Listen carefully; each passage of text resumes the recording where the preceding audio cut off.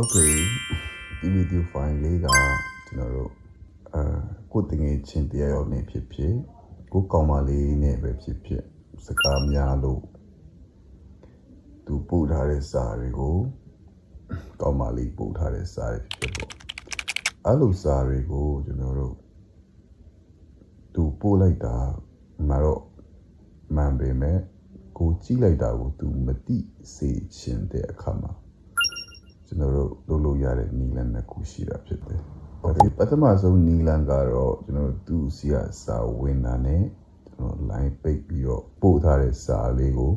ဝင်ကြည့်လိုက်ရင်စာကတော့ကိုကြည့်ထားတဲ့ဆိုရဲဟာမပေါ်ဘူးပေါ့နော်။ Okay ဒုတိယတစ်ခုကြတော့ Messenger ထဲဝင်ပါပြီးတော့ရင်မမြင်စေချင်တဲ့သူအကောက်ကိုတစ်ချက်ဝင်ပါပြီးတော့ရင်ဒီတောင်းနာလေးကအချောင်းလေးကိုတစ်ချက်နှိပ်ပါပြီးတော့ရင်အောက်ဆွဲချပြီးတော့ဒီနာမှာ receipt ဆိုတဲ့နေရာလာလေးကိုတစ်ချက်ထောက်ပါကျွန်တော်တို့ on ထားတာဖြစ်တယ်အဲ့နာလေးကိုပိတ်လိုက်ရင်ကျွန်တော်တို့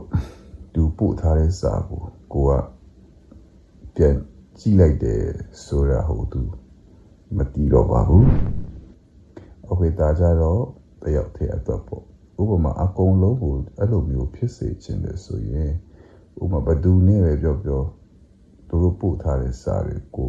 ကိုကြည့်တာကိုသူတို့မတိခိုင်းစေချင်ဘူးဆိုရင်ကျွန်တော်တို့ဒီလိုဒီအောက်ဆုံးတောင်းတာလေးကမြင့်တုံကြောင်းရဲ့တရားမင်းတို့သွားပါမယ်ပြီးတော့ရင်ဒီ set တွေကို set သွားပါမယ်။ Okay ဒီလိုပေါ်လာတဲ့အခါမှာကျွန်တော်တို့ privacy and security ကိုပြန်ဆက်နေပါမယ်။ Okay အဲ့လိုပေါ်လာရင် Okay အောက်နာက